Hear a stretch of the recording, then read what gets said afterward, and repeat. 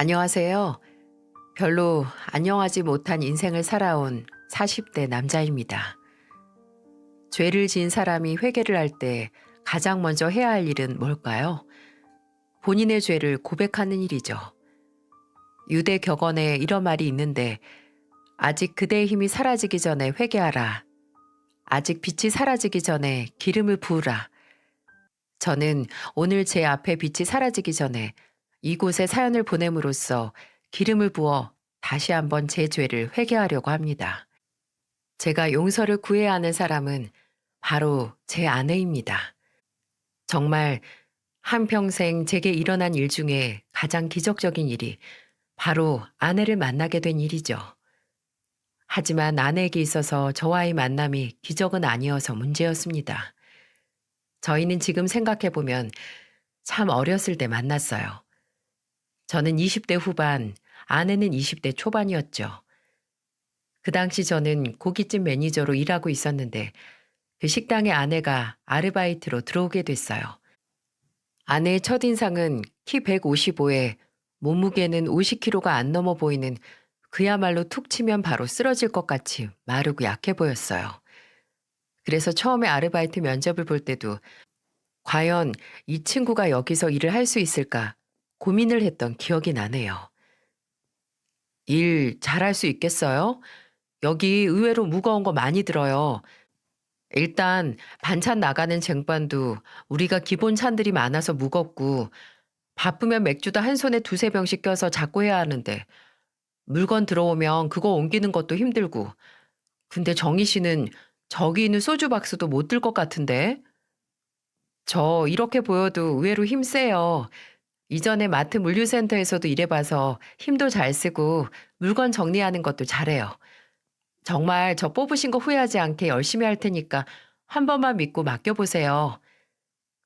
아내는 이렇게 말하더니 직접 가서 제가 말한 소주 박스를 들어보이더라고요. 그래도 못 믿었지 않다면 거짓말이겠지만 정말 일하고 싶은, 아니 일을 해야만 한다는 절박감이 그대로 제게 느껴져서 한 번 믿고 함께 일을 해보기로 했습니다. 아내는 정말 일을 열심히 했어요. 물론 첫인상처럼 일하면서 힘써야 할 때는 좀 부족하긴 했지만 그래도 누구보다 부지런하고 또 일머리도 좋아서 일을 효율적으로 하는 친구라고 생각을 했죠. 근데 일하면서 이럴 때는 참 당황스러운 기억이 있네요. 정희 씨, 그거 피야? 정희 씨 코피 나는데? 늘 피곤해 보이긴 했지만 일하면서 실시간으로 코피가 뚝뚝 떨어지는 건 처음 봤습니다. 얼른 휴지를 챙겨서 갔는데 아내는 대충 휴지를 작게 뭉쳐서 코에 넣더니 다시 부지런히 몸을 움직여 일을 시작했죠. 나중에 다른 아르바이트생에게 들었는데 그 당시 그 고깃집 마감 시간이 밤 11시였는데 아내는 그때 퇴근을 하고 나서 바로 편의점으로 가서 거기서 또 일을 한다는 거였어요. 그리고 아침 6시까지 일하고 집에 가서 자고 또 오후 3시에 식당으로 출근을 했던 거죠. 그러니 몸이 나만 하나요? 일하다가 코피를 쏟을 수밖에 없게 살았던 거죠. 환장할 노릇은 주말 아르바이트까지 알아보고 있다는 거였습니다. 그렇게 어린 친구가 대체 돈이 얼마나 필요해서 저렇게 몸을 혹사시켜 가면서 일을 할까 싶더라고요. 그러다가 아내가 식당에서 일을 시작하고 2달 정도 지났을 때 오랜만에 식당 직원들끼리 회식을 하게 됐어요. 진짜 몇 달 만에 회식이라서 다들 부어라 마셔라 사장님이 주신 카드로 배를 불렸죠. 하나 둘 취해서 나가 떨어지는 사람들이 생기고, 그러다가 제가 술김에 아내에게 이런 말을 했어요. 정희 씨, 이제 일은 좀 적응했죠? 요새는 소주 2박스도 막 한 번에 나르고 그러던데? 그럼요. 제가 그랬잖아요. 저 뽑은 거 후회 안 하게 해드린다고. 그러게요. 진짜 정희 씨랑 일하면서 단 한 번도 후회해 본 적이 없어. 어쩜 그렇게 일을 잘해? 근데 정희 씨, 너무 애쓰지 않아도 돼요. 사람이 어떻게 365일 24시간 빠릿빠릿해. 이제 우리 식당 사람들도 나도 사장님도 정희 씨 일 엄청 잘하는 거 아니까 조금 실수하고 또 늦장 부리고 해도 정희 씨가 열심히 일 안 하는 사람이라고 생각할 사람 아무도 없어요. 그러니까 이제는 좀 느긋하게 일해요. 그러다가 또 코피 쏟지 말고. 제 딴에는 뭐 나이도 더 많고 일도 더 오래 한 선배로서 열심히 사는 아내에게 조금이라도 힘을 주기 위해 한 말이었거든요. 제가 뭣도 아니지만 그래도 같이 일하는 사람이 노력을 인정해주면 기분이 좋잖아요. 근데 그 말을 듣고 있던 아내가 가만히 있더니 울기 시작하는 겁니다. 놀래서 내가 뭐 실수했어? 라고 휴지를 손에 쥐어줬는데 아내는 그냥 너무 오랜만에 칭찬을 들어서 그런다고 고맙다고 하면서 울더군요.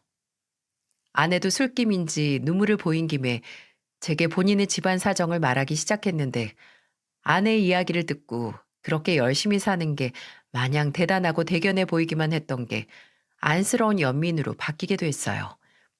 아내는 집안의 소녀 가장이었습니다. 어머니는 오래전 암으로 돌아가시고 아버지와 동생과 살고 있지만 아버지는 일용직을 전전하다가 한 번 다치신 후로 쉬기 시작하시더니 아예 이제는 밖으로 나갈 생각을 안 하신다고요. 고등학교 3학년 때부터 자잘자잘하게 아르바이트를 시작하면서 집에 필요한 생활비를 벌기 시작했는데 이제는 아예 월세, 관리비, 동생 용돈까지 다 본인이 버는 돈으로 내고 있는데 돈을 벌어도 모자르기만 해서 무섭다는 얘기를 하더라고요. 제가 여기서 처음 일하고 받은 월급으로 동생한테 학원비를 줬거든요. 걔가 지금 고3이에요, 고3. 걔가 공부를 워낙 안 해서 솔직히 늦긴 했는데 그래도 뭐든 시켜야 해서 학교 앞에 단과 학원이라도 등록하고 오라고 40만 원을 줬어요. 근데 걔가 뭘 했는지 아세요? 저한테는 학원 등록했다고 거짓말 치고 지 친구들한테 PC방 쏘고 운동화 쏘고 지 가방 사고 옷 사고 심지어 술집 가서 술까지 지가 계산해서 그 돈을 글쎄 3일 만에 다 썼어요. 3일 만에. 진짜 그때 처음으로 동생을 때렸어요. 나보다 등치도 큰 애한테 몸을 던져서 때렸어요. 나는 그렇게 원해도 못 가던 학원 너는 가라고 내가 일을 하루에 2개씩 하면서 돈 벌어줬더니 어떻게 그럴 수가 있어요? 나라면 나라면 누가 나 생각해서 그렇게 돈 벌어서 너 하고 싶은 거 네가 해야 하는 거 시켜주면 정말 너무 고맙고 감사해서 무릎 꿇고 다닐 거예요. 이럴 때마다 엄마가 계셨으면 좀 괜찮았을까? 엄마가 계셨다면 내 인생이 좀 바뀌었을까라는 생각만 들어서 더 비참해요. 제가 이런 생각할 때마다 엄마가 하늘에서 우시겠죠? 이때 이후로 아내에 대한 제 마음이 변하기 시작했어요. 그전에는 뭐 또래들보다 열심히 사는 직원 하나라고 생각했다면 이날 이후로는 그냥 계속 눈길이 가고 뭔가 아내가 조금이라도 덜 힘들었으면 좋겠다 싶더라고요. 그래서 휴게 시간에 쉬고 있으면 피로회복 음료 하나씩 사서 쉴 때 마시라고 주고 또 아내만 주면 부담스러워할까봐 몇 개 사서 직원들한테 다 돌리고 했습니다. 또 그 어린 나이에 마냥 일만 하는 게 신경이 쓰여서 문화상품권 몇 장 사서 아내에게는 선물로 받았는데 저는 쓸 일이 없다고 하면서 몇 장 쥐어주기도 했고요. 근데 나중에 그 문화상품권이 아내 한심한 남동생 손에 들어갔다는 걸 들었을 때는 아예 영화 티켓을 사서 줬습니다. 그전에 했던 말 그대로 선물 받았는데 영화 보는 거 안 좋아한다고 하면서요. 그래서 아내는 저와 연애를 하기 전까지는 제가 영화 보는 걸 정말 안 좋아한다고 생각하고 있었어요. 제가 아내와 만나게 되면서 가장 하고 싶었던 일은 바로 아내가 일을 하나 그만두게 해주는 거였습니다. 그때까지도 아내는 밤에는 고깃집, 새벽에는 편의점 아르바이트를 하면서 매일매일 고단하게 보냈는데 저는 이제 조금이라도 그 짐을 제가 덜어주고 싶어서 아내에게 제 카드를 주면서 말했어요. 이제 생활비는 여기서 쓰고 편의점은 그만두라고요. 근데 아내는 그 카드를 마다하면서 어차피 본인 생활비는 얼마 안 되고 다 집에서 나가는 돈이 문제인데 그걸 제 돈으로 쓸 수 없다면서 괜찮다고 마음만 받겠다고 하더라고요. 그래도 일단 가지고만 있으라고 정말 돈이 필요할 때 위급할 때 쓰라고 했는데 연애 3년 동안 아내가 제 카드로 쓴 돈이 10만 원도 안 됐습니다. 그때는 뭔가 아내가 제게 의지를 안 해주는 것 같고 나를 안 믿는 건 아닌가 싶어서 서운하기도 했는데 나중에 아내에 대해 더 알게 됐을 때 알게 됐습니다. 아내는 그냥 그런 사람이라는 것을요. 아무리 힘들고 상황이 안 좋아도 연인, 가족 할 것 없이 뭐든 본인 손으로 해결을 해야 하는 그런 사람이요. 그런 아내 성격에 괜히 저 혼자 서운함을 느끼고 억지로 도움을 주려고 하는 것보단 그저 그런 아내의 성격 자체를 품어주고 아내가 조금 더 안정적인 상황에서 본인 손으로 문제를 해결할 수 있게 그 안정적인 상황을 만들어주는 그런 사람이 되고 싶었습니다. 저는 아내에게 편한 울타리가 되고 싶었어요. 그래서 연애 3년 후 프로포즈를 했고 저희는 저희만의 가정을 꾸릴 준비를 하게 됐죠. 솔직한 마음으로는 저는 얼른 아내를 아내의 집에서 구출하고 싶었어요. 정말 구출이라는 단어가 딱이었을 거예요. 장인어른, 처남 둘 다 몇 년 동안 아내가 버는 돈으로 살고 있었는데 곁에서 지켜보는 제 속이 그 몇 년 동안 터지고 있었죠. 그래서 얼른 결혼해서 아내가 그 두 사람을 떠나 자유로워지길 바랬습니다. 근데 평생 아내 옆에 기생해서 살던 기생충들이 숙주인 아내를 그냥 놔둘 리가 없었죠. 결혼 준비를 하면서 먼저 아내의 집에 찾아가서 인사를 드리기로 했어요. 어차피 아내는 그전에도 몇 번 저희 부모님이나 제 동생을 만나 식사를 했었거든요. 부모님은 아내를 좋아하셨고요. 근데 좀처럼 아내는 본인 가족에게 저를 안 보여줘서 결혼을 준비하면서 처음으로 처가에 갔던 거였어요. 그리고 역시 아내가 제게 본인의 가족을 최대한 늦게 보여준 이유가 있었습니다. 장인어른, 솔직히 장인어른이라고 부르고 싶지 않지만 아무튼 그분이 제게 처음 한 얘기는 우리 정이 잘 부탁한다. 우리 정이 고생시키지 마라. 이런 얘기가 아니었어요. 김서방, 김서방이 지금 어떤 애를 데리고 가는지 알아야 해. 정희 얘가 지금 우리 집 가장이자 기둥이야. 지금 김서방이 우리 집 기둥을 뽑아간다 이거야. 아, 저는 장인어른 귀한 장녀하고 결혼하는 줄 알았는데 기둥이라고 표현을 하시네요.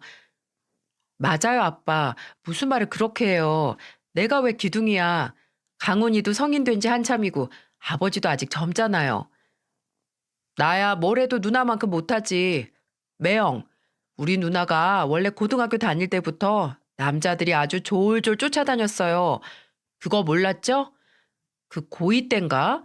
누나 좋다고 했던 놈들 중에 부모가 변호사인가? 하는 형도 있었을걸요? 그렇게 집안 잘난 놈들 다 제치고 형한테 가는 거니까 형 고마워해야 한다고요. 아, 시끄럽고 그런 거 다 쓰잘데기 없어.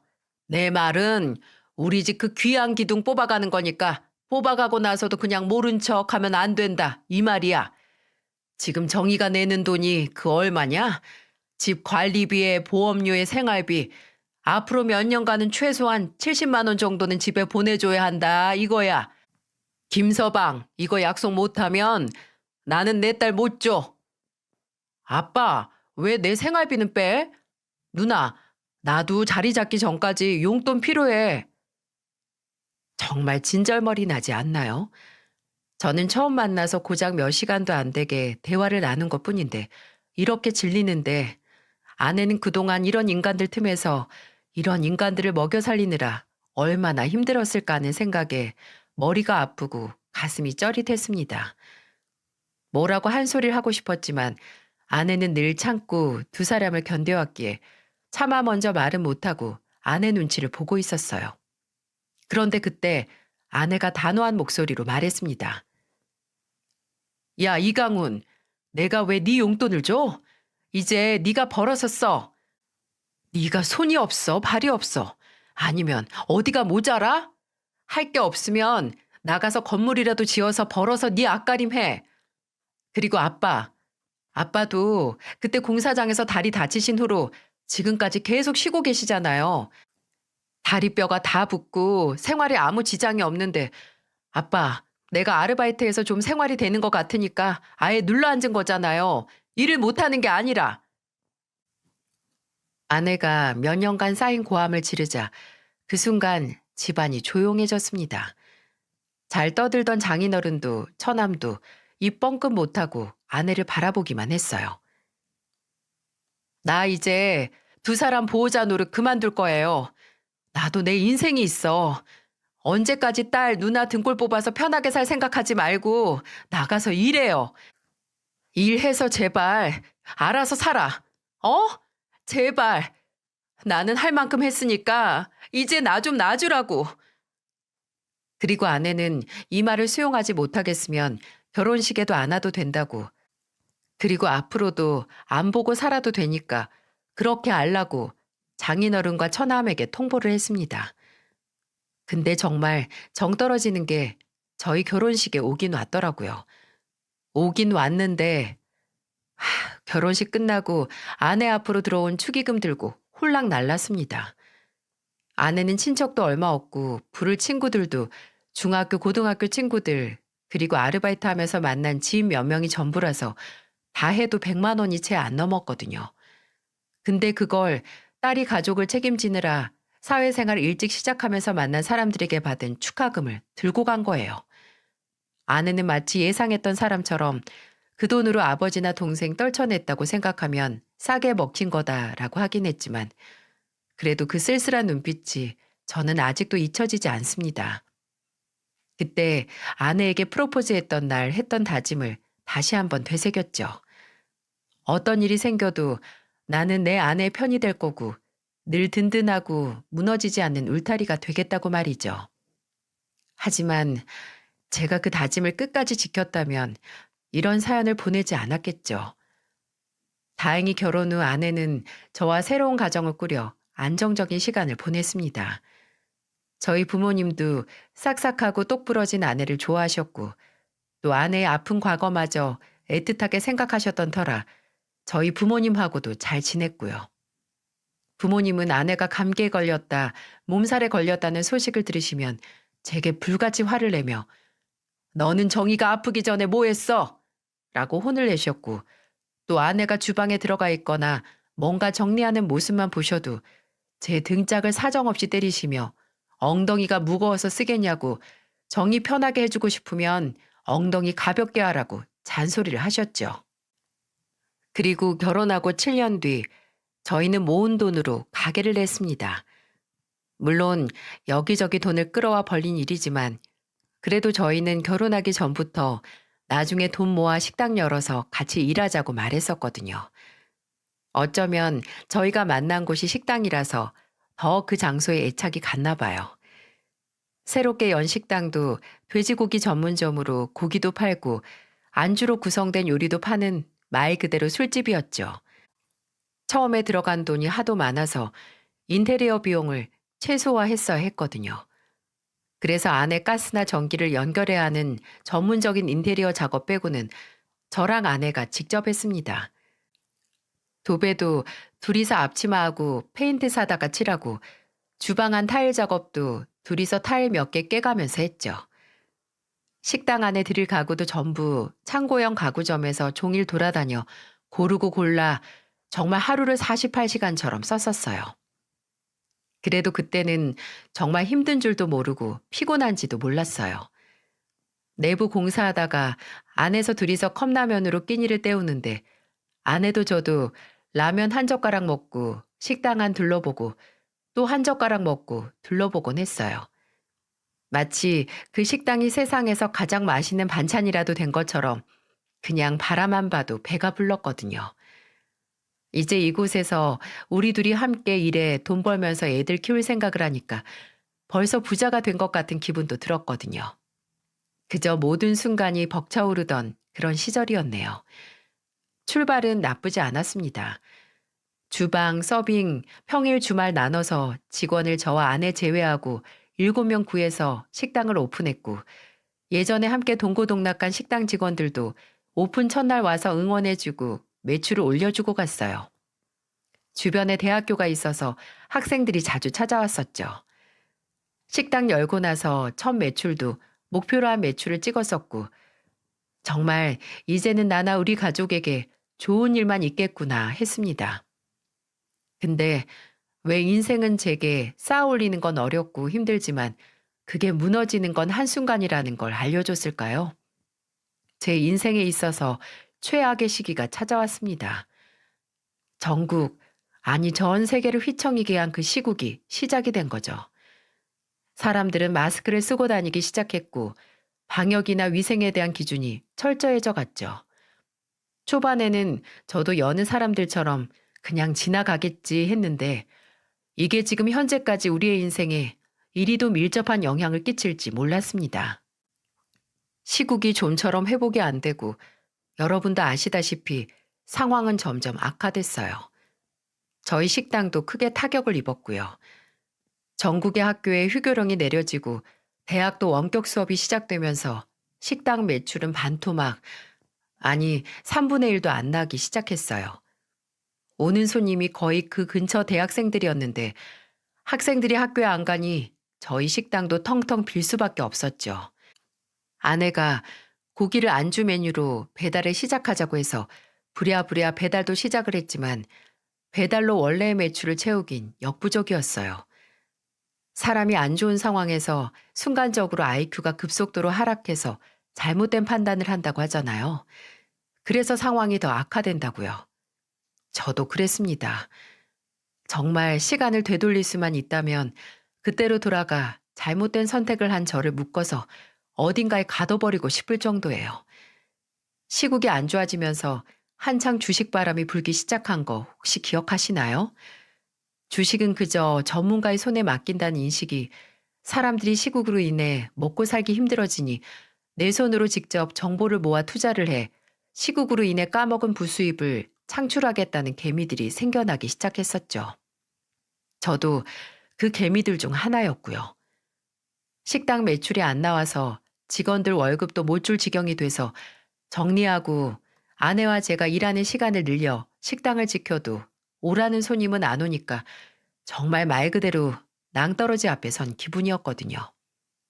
근데 그때 주변에 주식 투자로 연봉에 가까운 수익을 냈다는 지인 얘기가 들려오는데 여기서 더는 추락할 곳이 없다고 착각하고 뛰어든 주식이란 세계에서 저는 그 선택으로 인해 등 떠밀려 그대로 낭떠러지 아래로 추락을 하고 말았습니다. 한심한 놈, 한심하고 무능하고 무책임한 놈. 그때 저에게 해주고 싶은 말입니다. 투자로 부수익을 창출하겠다 나선 저는 그래도 조금 더 큰 한 방을 노리기 위해 안정성보다는 모험을 하기로 했고 국내 주식뿐만 아니라 해외 주식에도 손을 댔어요. 미친 거죠. 미친 겁니다. 그때 저는 정말 어쩌면 내가 워렌 버핏이 될 수 있다는 밑도 끝도 없는 자신감과 희망을 가지고 있었어요. 아마 그런 생각이 없었다면 버티지 못했을 겁니다.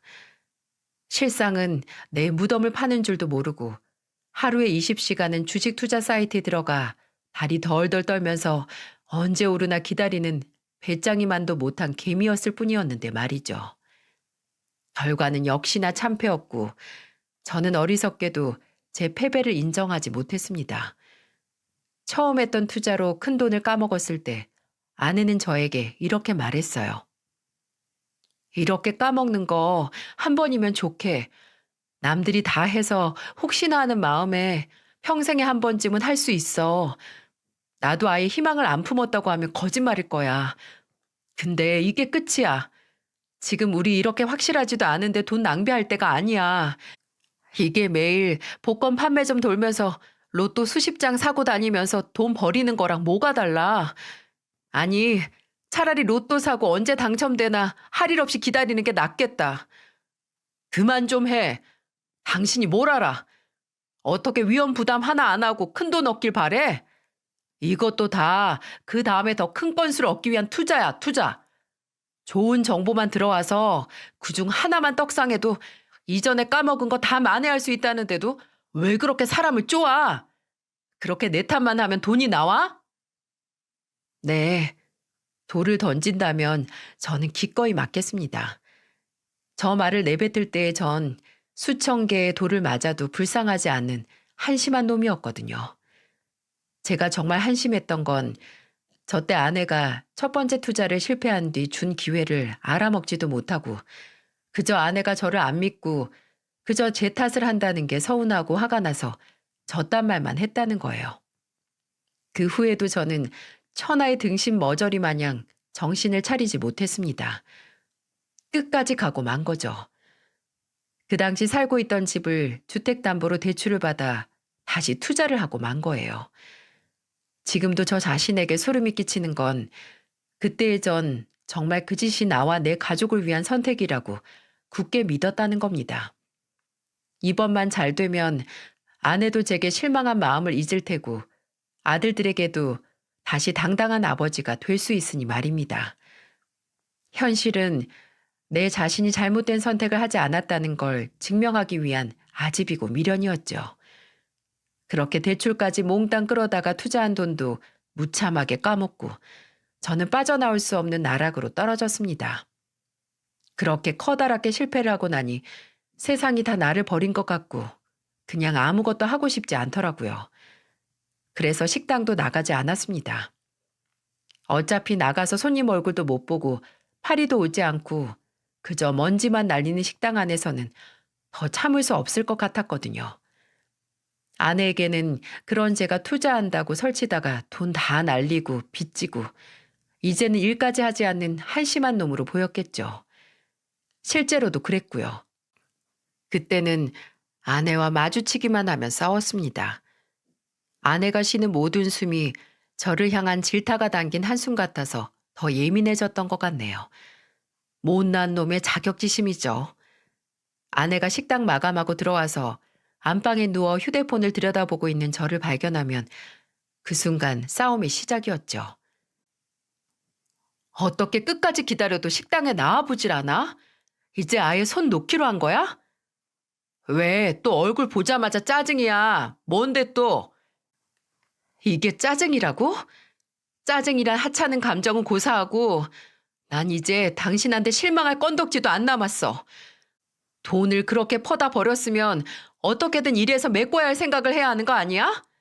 나와서 서빙을 하든 불을 갈든 날파리 날리는 식당이 넌더리가 나면 차라리 대리운전을 하든 일용직 센터에 나가서 뭐라든 해야 하는 거 아니야?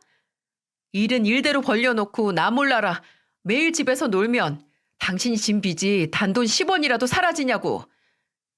아, 소리 좀 그만 질러. 나는 뭐 마음이 편해서 집에 있는 줄 알아? 나도 힘들어. 나도 막막하다고. 어디서 어떻게 해야 할지 모르겠어. 내가 나조차고 투자니 뭐니 일 벌렸어? 나 당신이나 우리 민성이랑 민영이 생각해서 조금이라도 잘해보려고 하다가 삐끗한 거잖아. 근데 왜 이렇게 사람을 쪼아대? 안 그래도 힘든 사람을. 당신만 힘들어? 당신만 막막해? 막막하면 같이 뭐든 해야 하는 거 아니야? 근데 당신 몇 주, 아니 몇 달 동안 주식 동향 살핀다 휴대폰만 들여다보고 노트북만 하고 나만 식당 나가서 죽자 살자 이제는 직원도 안 남아서 3명, 4명이서 할 일 다 하잖아. 내가 하는 일은 그나마 그 식당 여느라 빌린 이자는 내. 우리 보험료도 나가고 우리 아들들 먹이고 입히고 재운다고. 근데 당신이 대체 이 집에 있는 이유가 뭐야? 당신 왜 나랑 살아? 가장 힘들 때 곁에 없는데 어떻게 우리가 가족이야? 아내가 그렇게 서러움을 토해내면 저는 달아났습니다. 성질을 내며 집을 나가서 며칠 집에 들어가지 않은 날도 있었어요. 집으로 가서 아내 얼굴을, 애들 얼굴을, 그리고 제가 저지른 일에 대한 결과를 마주할 용기가 없었거든요. 그렇게 제 과오를 피해 돌아다니니 아내도 더는 참을 수 없는 지경에 이르렀습니다. 하루는 또 집을 나갔다가 가지고 있는 현금도 떨어져서 새벽 3시 정도에 집으로 비척비척 기어 들어갔어요. 근데 어두컴컴한 집안에 주방에만 불이 켜져 있었고 식탁에 아내가 오독하니 앉아 있는 겁니다. 아내를 보고 뭐라 말도 안 하고 지나가지도 못하고 가만히 서 있는 저를 본 아내는 차분한 목소리로 말했어요. 당신 집 나가고 3일 동안 언제 들어오나 오늘은 들어올까 하고 밤부터 새벽까지 여기서 기다렸어. 근데 이제야 오네. 왜 기다렸는데? 이 말 하려고. 그래도 얼굴은 보고 해야 할 것 같아서 이혼하자 우리. 그때 사고가 정지했죠. 아니, 오히려 드디어 올 게 왔구나 하는 생각도 들었습니다. 당장 빌고 매달리고 한 번만 기회를 달라고 매달릴 판에 이혼이라는 두 글자를 마주한 저는 그때까지도 정신을 차리지 못했어요. 밟으면 꿈틀하는 정신 나간 지렁이 마냥 마구 꿈틀거리는 게 그 당시 제정신이 아닌 제가 할 수 있는 최선이었죠. 이혼? 너는 이혼이 장난이야? 그럼 당신은 결혼이 장난이어서 이 지경을 만들었어? 현실적으로 생각해보자. 지금 이혼을 한다 한들 네가 지금보다 나은 상황에서 살 수 있을 것 같아? 애들은 어쩌고? 우리 애들 절대 포기 못해. 그럼 너랑 나 이혼한 순간 애들은 애들대로 갈라선 부모 사이에 껴서 고통받고 너나 나는 애들한테 그런 상황 만들어줬다는 죄책감에 시달리겠지. 상관없어. 뭐? 상관없다고? 그리고 너도 알다시피 나 이혼하면서 너한테 나눠줄 재산도 없어. 나눠줄 빚은 있겠지. 근데도 이혼하는 게 더 나을 것 같냐? 상관없어. 당신이랑 뭘 하든 이혼하는 게 지금 나한텐 최선이야. 너 정말 현실 파악이 안 된다. 여자 혼자 애들 키우면서 돈벌이까지 한다는 게 현실에서 얼마나 뭐든 좋다고 뭐든 상관없다니까? 평생 당신한테 얼마 남지도 않은 정 탈탈 털려가면서 실망만 하면서 사는 것보다 차라리 이혼해서 비참해지는 게 더 나아. 그러니까 제발 나 좀 놔줘. 다른 거 아무것도 안 바랄 테니까 당신 나한테 이 정도는 해줄 수 있잖아. 그때 말문이 턱하고 막히고 숨통도 함께 막히는 기분이 들었습니다. 아내는 어차피 나눌 것도 남지 않았으니 깔끔하게 협의 이혼을 하자고 했어요. 그 편이 애들도 덜 상처를 받을 거라고요. 그래도 제가 생각을 정리할 시간을 줄 테니까 되도록 빨리 결정을 하자고 하더군요. 시국으로 식당이 망해가고 대출까지 받아서 산 주식이 하루하루 주가가 떨어지는 걸 보는 것보다 아내가 저를 버릴 결심을 했다는 게 충격적이고 가슴이 아팠습니다. 아니, 저는 충격을 받을 자격도 없죠. 이 모든 게 제 과오였으니까요. 그런데도 저는 제게 하나 남은 그 자존심을 버리지 못하고 아내가 이혼을 결심했다는 걸 인정하지 못했습니다. 집안의 공기는 더욱더 차가워졌고 저는 하루하루 초조해져만 갔죠. 근데 당장 아내의 이혼 통보만 해도 잠을 못 이뤘는데 저를 좌절시킨 사건이 일어났습니다. 아내의 이상 행동이 시작된 거예요. 저녁 8시만 되면 한치의 흔들림 없이 튀어나오는 시계 속 뻐꾸기처럼 나가기 시작했다는 겁니다. 그때는 아예 식당도 문을 열지 않았는데 아내는 6시부터 애들 밥을 챙겨 먹이고 애들을 씻기고 재우고 나서 8시만 되면 가방을 들고 집을 나섰어요. 처음에는 다른 방에 있다가 현관문이 열리는 소리에 쓰레기를 버리러 가거나 편의점이나 슈퍼같이 잠깐 나가는 줄만 알았거든요. 근데 1시간, 2시간이 되도록 오지 않는 겁니다. 아내는 밤 12시가 넘어도 연락 한 통 없이 집에 오지 않았고 그건 다음 날, 또 그 다음 날도 계속됐어요. 그때 바로 물어봤어야 했는데 이혼까지 이야기한 마당에 도저히 입이 떨어지지 않아 아내의 이상 행동이 시작되고 열흘이 지났을 때 안 자고 아내를 기다려보기로 했습니다. 근데 그렇게 8시면 나간 아내가 몇 시에 집에 들어온 줄 아세요? 새벽 5시였습니다. 동이 트기 전에 들어온 아내는 거실에 앉아서 자신을 기다리던 저를 가라앉은 눈으로 한번 보고 그대로 안방으로 들어가려고 했어요. 저는 그때 아내에게 거실에 있는 가구나 다름없었습니다. 저는 아내의 가라앉은 눈에도 참을 수 없는 감정을 느꼈고 또 아내가 대체 왜 밤마다 나가 새벽에 들어오는지 알아야 했기에 벌떡 일어나 며칠 만에 아내에게 말을 걸었어요. 차라리 안 걸었으면 훨씬 나았을 그런 내용으로 말이죠. 너 혹시 바람 피워? 뭐? 아니면 밤에 일하면 돈 더 주는 그런 데서 일해? 아니면 왜 밤마다 나가서 이 시간에 들어와? 대체 뭐라고 돌아다니는 거야? 그래. 당신한테는 10년을 넘게 알아온 내가 밤마다 애들 두고 나가서 바람 피우거나 술 따라주면서 돈 버는 그런 사람일 수 있겠지. 정말 끝까지 질리게 한다. 김동훈 너. 그리고 잊었나 본데 너 나한테 이제 그런 거 추궁할 자격 없어. 잊었어? 나 너랑 이혼하기로 했어. 웃기지 마. 아직 이혼한다 도장 찍지도 않았는데 무슨 이혼이야? 순진한 소리하고 있네. 이혼 도장에 도장 찍어야만 끝난 관계 같아? 내가 김동은 너하고 이혼하겠다고 생각을 했을 때부터 이미 우리는 끝났어. 그러니까 괜한 시간 낭비하면서 사람 더 질리게 하지 마. 제발, 제발 끝이라도 힘 안 들이고 좋게 끝내자. 어? 여러분께서 저를 구제할 길이 없는 천하의 등신으로 생각하시겠지만 저는 정말 등신이 맞았고 이때까지도 아내의 바람을 진지하게 의심했습니다. 어쩌면 다른 상대가 생긴 게 아니라면 이렇게 단호하게 나를 내칠 수 없다는 헛된 생각 때문일지도 모르겠어요. 꼴에 아직도 자존심이 있어서 주변에 말도 못하고 인터넷에 아내 외도에 대한 검색을 하기 시작했어요. 참, 전국에 아내가 바람 피울까 의심하고 전전긍긍하는 유부남들 많더라고요. 저처럼 애초에 아내에게 서운하고 실망할 일 많이 만든 사람들이 많았겠죠. 한동안 저와 같은 처지의 글들을 읽어 내려가다가 확실치 않다면 모든 증거를 찾으라는 글을 발견했습니다. 주로 아내 차 블랙박스에 설치된 내부 오디오 파일로 증거를 잡는다고 하는데 아내는 나갈 때 차 키를 따로 챙겨 나가지 않아서 아무래도 그 방법은 안 될 것 같더라고요. 그래서 블랙박스가 아닌 따로 녹음기를 구입해서 아내가 매일 가지고 다니는 가방 안에 숨겨 아내가 나가서 무슨 일을 하는지 알아볼 계획이었어요.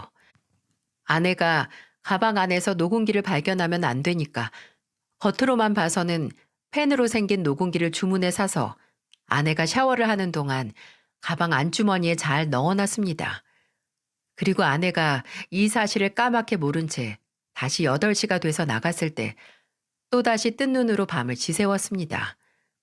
여느 때와 같이 새벽에 아내가 들어오는 소리가 들렸는데 아내가 잘 때 몰래 녹음기를 빼내긴 했어도 도저히 아내가 있는 집에서 들을 수가 없더라고요. 그래서 또다시 8시가 되고 아내가 집을 나섰을 때 맥주 한 캔을 비운 다음 회수한 녹음기를 틀어 녹음된 내용에 귀를 기울였습니다. 그 녹음 내용을 들은 전 태어나서 처음으로 후회를 했어요. 바로 이 세상에 태어나 아내를 만난 걸, 그래서 아내 인생에 있어서 또 다른 오점이 된 걸 말입니다. 녹음기에서는 한동안 가방 안에서 미세한 잡음과 주변의 차소리나 스치는 사람들이 내는 말소리 같은 소음만 들렸어요. 그리고 40분 정도 지났을 때 아내가 누군가에게 사과하는 말소리가 들렸습니다. 미안해, 미정아. 차가 너무 막혀서. 야, 벌써 9시야. 내가 말했지? 아무리 늦어도 8시 40분까지 오라고. 미안해. 다음부터는 정말 안 늦을게. 늦을 것 같으면 그냥 지하철 탈게. 아무리 네가 내 친구라고 해도 공과 사는 구분해야지. 솔직히 고작 7시간 애 봐주고 15만 원 받는 것도 내가 친구니까 잘 쳐주는 거지. 아니면 네가 어디서 이런 돈을 받고 일해. 안 그래? 그래도 나는 네가 친구니까 네 처지가 하도 딱해서 다음 달부터는 7시간에 20만 원으로 쳐줄까 했는데 이러면 그런 생각 쏙 들어가지. 앞으로 꼭 시간 약속 지킬게. 그러니까 화 풀어. 어? 생각 좀 해보고. 일단 나 나간다. 빨리 유미 먼저 재워. 미정아, 잘 갔다 와. 저는 경악을 금치 못했습니다. 대화 내용도 내용이지만 저 미정이라는 이름, 저도 아는 이름이었거든요. 유미라는 이름도 아내를 통해 익히 기억하고 있던 이름이었고요.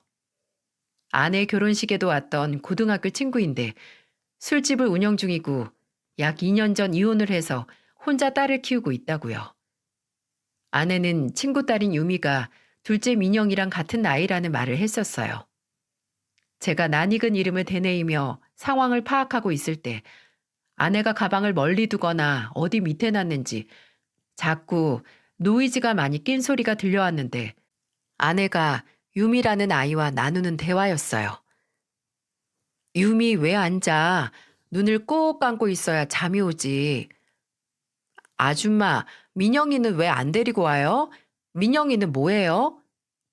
민영이는 집에서 벌써 자고 있을걸? 그러니까 유미도 눈 꼭 감고 자자. 아줌마가 이렇게 토닥토닥 해줄 테니까 꿈나라 가서 먼저 자고 있는 민영이 만나자. 알았지? 죽고 싶었습니다. 정말 죽고 싶었어요. 아내가 집에 있는 자식들이 잠들 때 토닥거려주지 못하고 고등학교 친구의 딸을 돌보며 고작 15만 원이라는 돈을 벌기 위해 그 치욕스러운 말까지 들었다는 게 저를 괴롭게 했습니다. 그리고 15만 원이라는 돈을 그때의 저는 벌지도 못한다는 현실에 비참해 땅으로 꺼지고 싶었죠. 제가 그렇게 아내를 구출하고 싶었던 처가에 있었던 장인어른과 처남과 다를 게 뭐가 있을까요?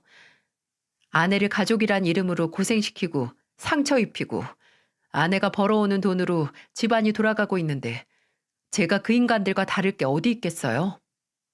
저는 녹음기를 쥐고 오열했습니다. 아내를 비참하게 만든 게 나의 무능함과 무책임이라는 생각에 정말 나 자신을 죽이고 싶었어요. 그때 저는 드디어 제 문제를 직면하게 됐고 모른 척 눈 감고 있다가 태산보다도 더 커진 이 일을 이미 내게 실망하고 뒤돈 아내의 마음을 어떻게 돌려야 할지, 아니, 나 같은 게 아내의 마음을 돌려 붙잡고 살아도 되는지 고민했어요. 하지만 확실한 건 아내 인생에 있어서 장인어른이나 처남 같은 존재가 되고 싶지 않다는 거였어요.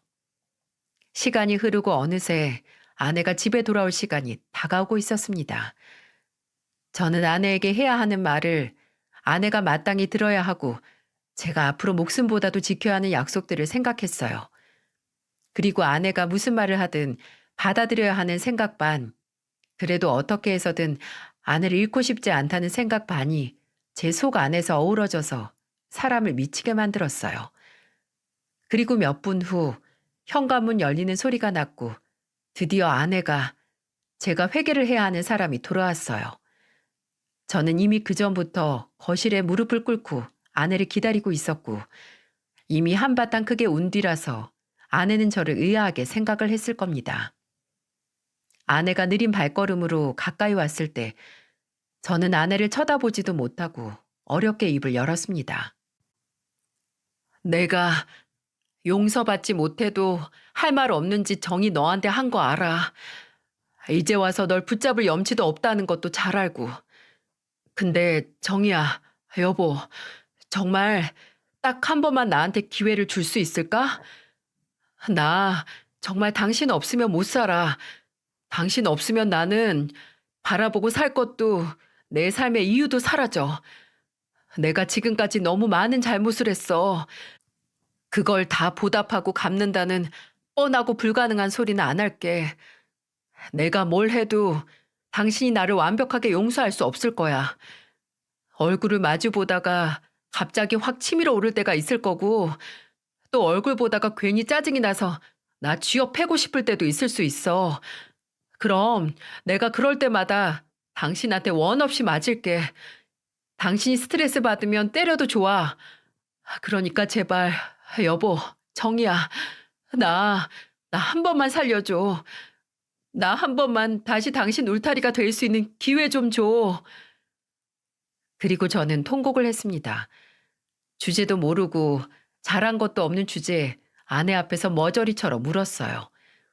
울면서도 정이야, 정이야라고 계속 아내 이름을 불렀는데 마치 그 부름에 대한 답변처럼 아내는 제 앞에 앉았습니다.